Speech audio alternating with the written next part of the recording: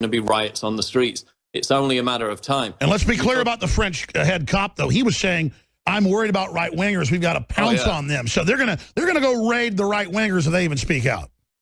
No, exactly. And then you were talking about see something, say nothing. They let this guy sit on the road in his truck for 9 hours when this road was supposed to be blocked off to all traffic. They questioned him. They did nothing. We saw with San Bernardino, the neighbors, they saw the packages coming in, said nothing for fear of being called racist. They always nest in leftist areas. That's a great point. I want to hold you guys over 5 minutes. Ventura's coming up. I want to get final comments from both. Matt Bracken, it seems they always attack in nesting areas of ultra-left, and they go kill their leftist friends. I mean, is this part of the loving Islam?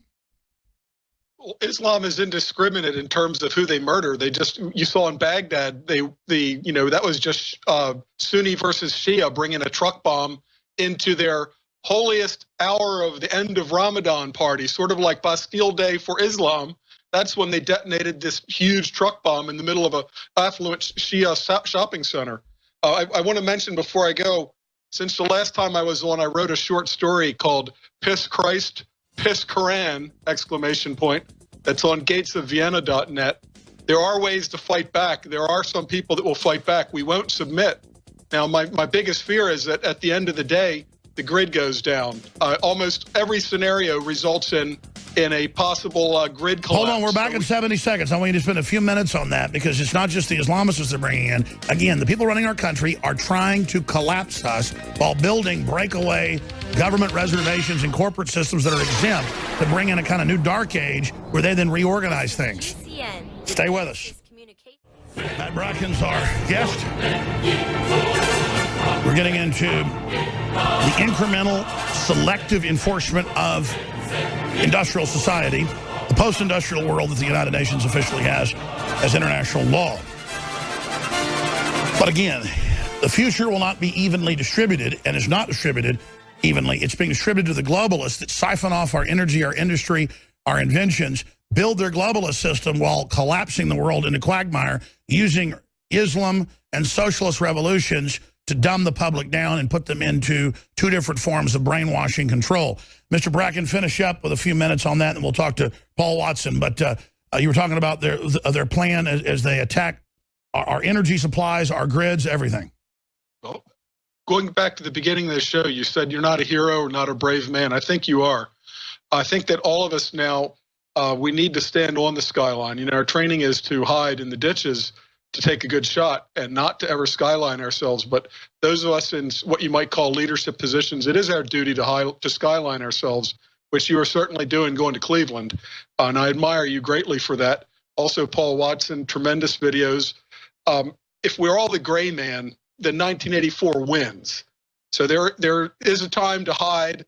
Now is not the time. Now is the time to stand tall. I do fear that there's not going to possibly not be an election. Certainly there won't be a smooth transfer of power. I expect assassinations. I expect Nice-style attacks. I expect magazine dumps into crowds coming up because team tyranny is going to pull out all the stops. We're going to see an escalation that's going to make our heads spin. And we have to be prepared for that. This is all part of a destabilization Is it the process. good news, though, that I see the military is almost completely awake? The cops are really waking up? I mean, are you seeing that? Yes, but the problem is if the power goes out, it's very hard for us to organize. Forget about Facebook, there won't be television. So we have to be prepared for a lot of worst case scenarios, like my short story, What I Saw at the Coup, my other short story, Alas, Brave New Babylon. Sure, well, I just want to be clear on the whole angle. I know there's no future if we don't fight now. And that's why I am willing to take basically any risk at this point. And I feel good about it because I realize down the road it gets too horrible. Matt Bracken, we're not youngsters. You know what? We've had a great life. We've had a great shot. We owe it to the next generation. Maybe they're being raised as brainwashed. That's right. There had to be some men in this age to stand up. We'll talk to you again coming up maybe this Sunday when because I'm going to be flying to Cleveland there, but we're going to have David Knight here, so hopefully you'll pop in with us for an hour. We'll talk to you again, Mr. Bracken. God bless you. Thank you. Absolutely. I mean, there are still men left in the world. I'll just say that. And I'm not bowing down to any of this crap. I'm done. Thank you, sir. Paul Watson, you got a minute and a half. Thank you for joining us. The great work you're doing. Yeah, I just finished by saying, this is the most tumultuous year politically in my entire life. There's going to be more terror attacks. There's going to be riots. There's going to be civil unrest across the West. But this will lead to the rise of populism, as it's already doing throughout Europe and also in America. And that's the necessary medicine we need. The left's policy of multiculturalism has completely failed. Their neoliberal military interventionism has completely failed. It's blown back. It's created an absolute disaster. And we need actual leaders to step up and fix this complete mess. And hopefully that's what's going to happen. What else are you looking at, Paul? What else is going up on Infowars.com? I'm very thankful that Drudge is pointing out that the newspapers won't say Islamic terror and say truck. But this Facebook, for me, not letting us put in Islamic terror, I mean, in live time, that should be the top story in the country. There's proof to the Senate of incredible censorship. Oh, no, they're banning people all over Facebook. I've put one up on Twitter. It's a quote. Somebody posted on Facebook, "I'm going to condemn Muslims and their death cult religion. I'm not going to say pray for France." Banned, deleted within hours of this attack. So that's the most important thing, is banning, deleting. And they target the little people first. They don't try to ban the big guys first. They ban the little people thinking you have no voice. That's why you fight harder, because you really are who are important. Well, for this hour, former Minnesota governor, best-selling author, former Navy SEAL, movie star, patriot, TV show host, Jesse Ventura is our guest. I remember when he, for several years, was kicked off of MSNBC back when it had bigger ratings than CNN or Fox, huge ratings. They killed it. He wouldn't endorse the Iraq war, so they just kicked him off the air, even though he had great ratings. That's why I really respect Jesse Ventura. You also have somebody like Donald Trump, who was against the war at that time. And so even though I don't agree with maybe 10% of what Jesse Ventura stands for, it doesn't matter, because all I want is somebody that has integrity, whether they be a talk show host or whether they be a president or a governor. And that's what it's really all about. What Jesse Ventura says he stands for is what he stands for. And there's so much to talk to him about, but I got to tell you, getting to know him now, hard to believe, like 8-9 years ago. And now, being a guest on several seasons of his popular show, Conspiracy Theory. Everything we talked about, the NSA spying, the FEMA centers, that's now been declassified, by the way, last year. We've covered the resettlement program, the program for world government, atmospheric manipulation, that's been partially declassified. The Brexit, leaving the euro, all of this is what he and I and others have covered because it was in the documents. It wasn't speculation. It really is mind-blowing. And so we have to ask ourselves, what point have we gotten to as a civilization where world government is out in the open? They admit it's a corporate, unelected world government. And those of us that exposed it before it was even admitted to exist, do we get an apology? And see, it's not about those of you that exposed us getting an apology or myself getting an apology. It's about the fact that we knew what was going on. We understood what was unfolding. We warned people accurately.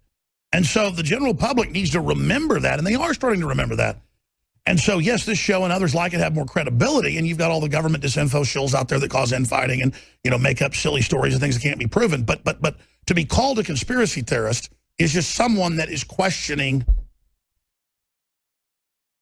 known liars in the political spectrum and all these multinational interests that are coming in and taking control of our government and our process. And I think we can all agree, no matter what color we are or what party we're in or where we're from, that we just want transparency. We want our governments back. We want to be populist. Now, the question is, what type of populist are you? We're going to Jesse Ventura's phone drop. He just came back. We know that we've attacked the Middle East for no reason. We know we've overthrown moderates. We know now they've put in radicals and then have opened up Europe and the West to it, to cause a destabilization that I believe will be a backlash to further invade the Middle East in the future, but also take our liberties domestically. full spectrum dominance. And I want to get Jesse Ventura's take on that. I want to talk about his new book, one of many bestsellers, Bleep Politicians Talk About. S-word politicians say. Stuff politicians say. The funniest, dumbest, most outrageous things ever uttered by leaders. Number one, I haven't read the book yet, but it's got to be where the congressman thinks that Guam is a floating island. You're a former Navy SEAL, Governor. Let's fact check that congressman from Georgia. Do islands float, sir? What are islands? Do islands float? I don't think so. You know, I've been all through Southeast Asia and great parts of the Pacific. I did 17 months deployed overseas, 2 tours, and I never ran into any floating islands. Well, you're a conspiracy theorist for saying. Wait, and I had to swim in a lot of those waters, so I would have been up close and personal to them too. Well, we're not going to believe you. We're just going to say you're a conspiracy theorist because the congressman said they float. Wow, where should we start? I mean, what do you think about the terror attacks that we just saw in the last few months, the one last night in Europe? Well, Alex, what people fail to realize, I was talking somewhere one time, and there was a Muslim girl waited, young, and she had the whole get up on, you know, the stuff they wear. And, you know, I'm not really privy to it, being a non-believer. I don't pay attention to all that stuff with any of them. But she waited for me, and afterwards she came up to me and said, Governor Ventura, you know exactly, you understand the Middle East. And this is what I had said. All of this stems from the root problem of colonialism that took place decades and decades ago, where Europe, through colonizing the world, at some point did it to the Middle East. And what they did, they formed countries not based upon the tribes there. They based them upon what they wanted. You know, okay, France, you're going to take care of this, and you're going to take care of that, and that, all to profit them. That's right. And so you have all the countries have 3 different religious factions that have been warring for years, and the only way to keep them under control was to have dictators. Well, now we've gone in and taken out all the dictators, and now look what you've got. This is all blowback. To me, it's blowback from colonialism. Sir, you're absolutely right, and nobody's talking about that. I mean, you just said that. It's so true. The British created Saudi Arabia out of like 4 or 5 groups. Iraq was created out of 3 different groups. All these countries. It wasn't done according to the needs of the people there. It was done according to whatever the Europe colonialization wanted. And now it's blowing back on Europe because they're getting hit pretty hard with it. And to me, that's the root problem. Just like, okay, we'll transition to what's happening in America right here with our police and our black community and all this. Okay, racism is definitely one of the problems, but that takes generations to get rid of. You can't change that overnight, people's feelings like that. But here's the root problem, Alex, the war on drugs. Sure. That's what's militarized our police. It's made it to where they bust door downs, come in shooting first and asking questions. Well, I was about to say, I mean, you can really blame the feds. They have done all the federal training, the instinctive shooting, the no-knock warrants, the asset forfeiture. That is all the federal government, bipartisan, going right back to Richard Nixon. And I say, stop it. Just like you say, I totally agree. Yeah, well, the point is, that's if you end the war on drugs, you end the militarization of our police. When I was doing my internet show, I had a 10 or 12-year Baltimore police cop veteran on, and he agreed with me and concurred fully with that position. By the way, speaking of that, you've done all sorts of TV shows. Can I talk about the RT thing that's coming up? Well, I haven't officially inked it yet. It's unofficial. Okay, well, I saw it. I mean, I saw it in the news article, so I'm not. So I know I wasn't leaking something. But I mean, I'd love to see that. Larry King can say whatever he wants on there. So. Yeah, no, I'm in. Let's just put it this way: I'm in final negotiations with RT. Good. And here's what I find amazing, is that I grew up, Alex, and lived through the entire Cold War, right? And now I'm censored throughout the United States. I can't get on TV shows. I can't do this. I got 33 media conglomerates opposing my lawsuit to clear my name and all this stuff. And yet, who's going to give me the freedom to speak freely? The Russians? That's crazy. And you know what's